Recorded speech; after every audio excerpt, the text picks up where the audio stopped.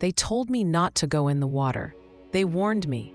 Locals said it was shark territory, that this particular stretch of coastline had seen more sightings in the last few months than in the last 5 years combined.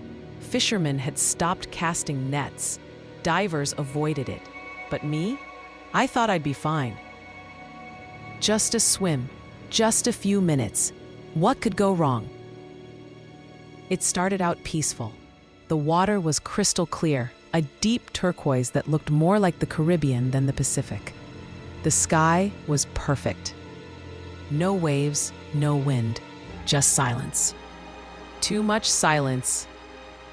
I swam out further than I should have, past the sandbar. I remember the water getting colder, heavier, and then I felt it, that strange primal sensation, like I was being watched. I stopped. Nothing.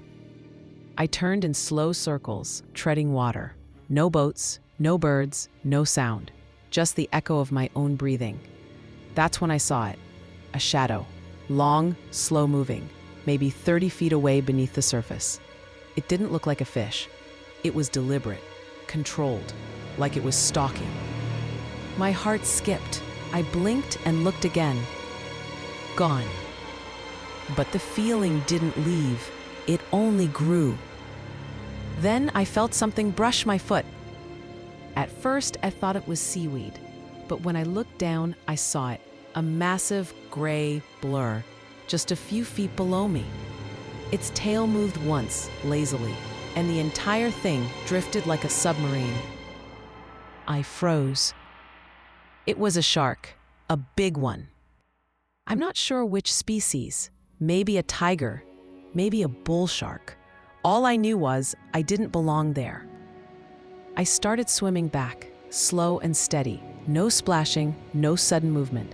My hands sliced through the water like I'd practiced, but the thing was following me. It didn't speed up, it didn't charge, it just stayed right behind me.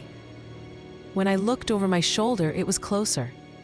And then I saw another. Smaller, but not small.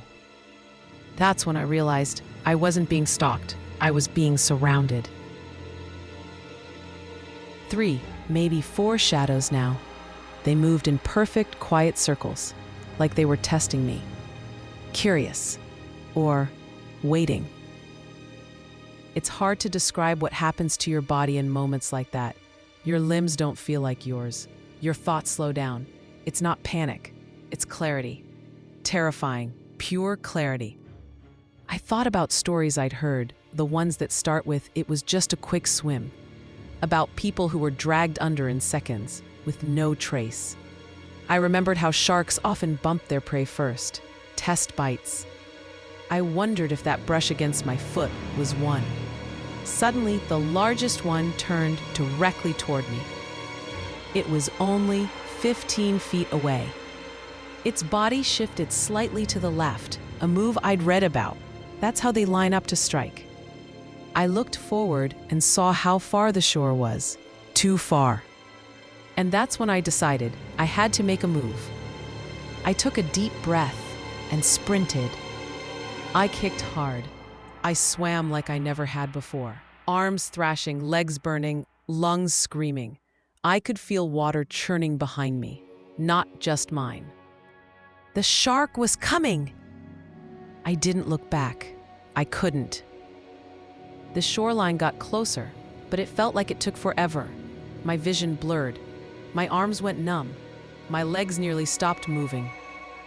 And then I felt the sand. I collapsed onto the beach, dragging myself out of the surf, gasping like I'd just been reborn. I turned back. Nothing. Just flat water. No fins, no movement. They let me go.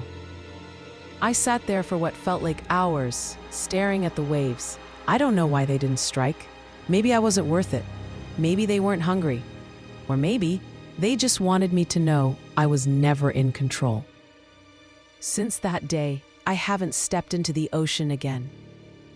Not because I'm scared of sharks, but because I understand what the ocean truly is. It's not ours. It's theirs. If this story made your heart race, imagine what else the ocean is hiding. Subscribe for more terrifying true stories, unexplained phenomena, and mysteries from the deep. And remember, never ignore the signs, because sometimes you don't get a second chance.